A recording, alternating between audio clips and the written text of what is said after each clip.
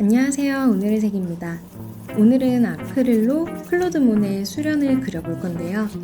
먼저 바탕이 너무 휘지 않게 회색으로 바탕칠을 먼저 해두고 물을 그려볼게요.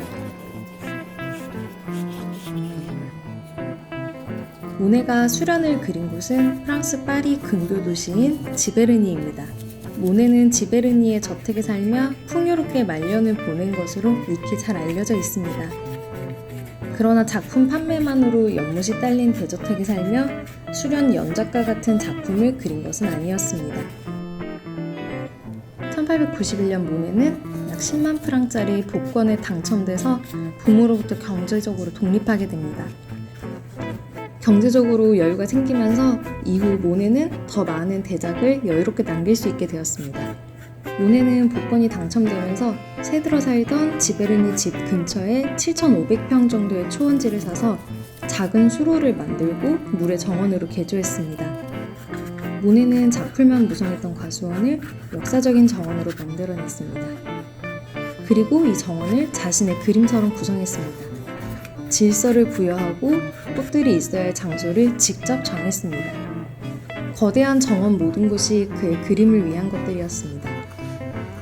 작품의 모티브로 할 식물을 선택하고 심을 위치를 정한 것뿐만 아니라 생명력에도 간섭했습니다. 어느 날 모네는 커다란 오크나무를 그리고 있었는데 갑자기 나무에서 싹이 튀기 시작했습니다. 모네는 자신의 작품에 손을 대지 않고 마을 사람들을 고용해서 푸른 싹을 모두 따버렸습니다. 사람들은 그때 모네에게 감탄하면서도 나무를 불쌍해하기도 했습니다. 모네는 그의 대저택에 직접 수련을 키웠는데요. 이 수련에 대한 애정과 집착이 대단했던 것은 유명합니다. 이 그림의 수련들은 이집트와 남아메리카에서 대량으로 모네가 수입해온 것들입니다. 지방의회에서는 물 오염을 이유로 이 외국에서 들여온 식물들을 없애라고 명령했지만 모네는 이행하지 않았습니다.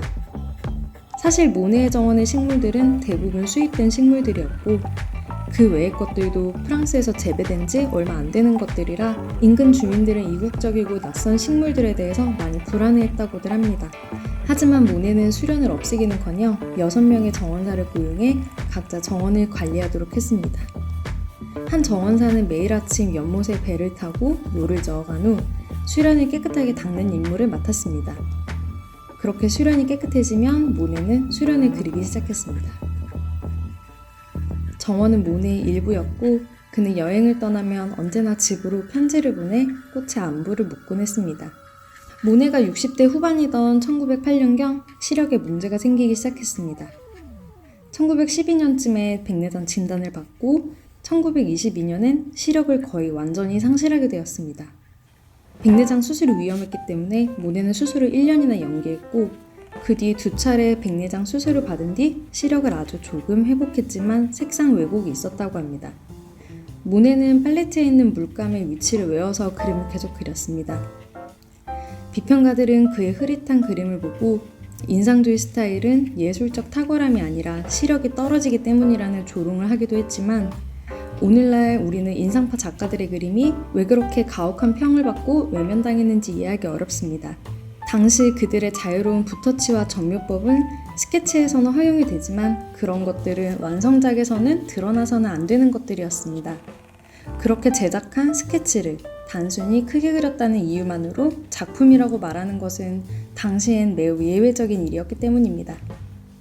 모네는 방 하나를 수련작품으로 장식해서 끝없는 환상처럼 보이게끔 보는 사람으로 하여금 편안한 상태로 명상에 잠기게 하겠다는 생각을 해왔습니다. 그래서 모네는 전용 건물을 짓고 자신의 생각대로 전시한다는 조건으로 국가의 상당수의 작품을 기증하는 데 동의합니다. 처음 장소는 지금 로댕의 미술관이 있는 곳인데 그것은 승인되지 않고 결국 루브르 소속인 오랑주리 미술관에 걸리게 되지만 그것은 모네 사후의 일입니다. 오랑주리 미술관 첫 개관일은 겨우 40명의 관객이 오고 크게 인기 있지 않았지만 후에 모네의 작품은 미국 추상표현주의자들에게 큰 영향을 주면서 다시금 재조명되었습니다. 그리고 지금은 가장 인기 있는 미술관 중 하나가 되었어요.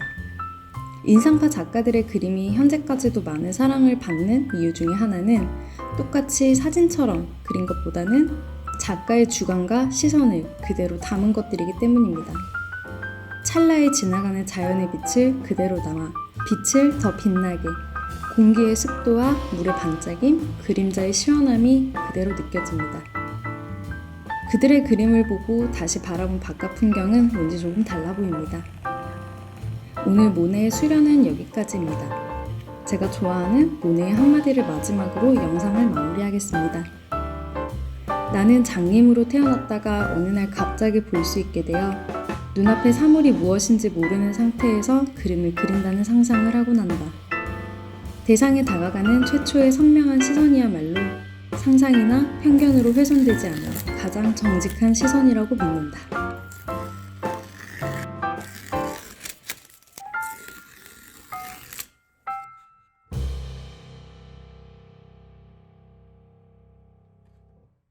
그럼 오늘도 좋은 하루 되시고 다음 영상에서 또 만나요.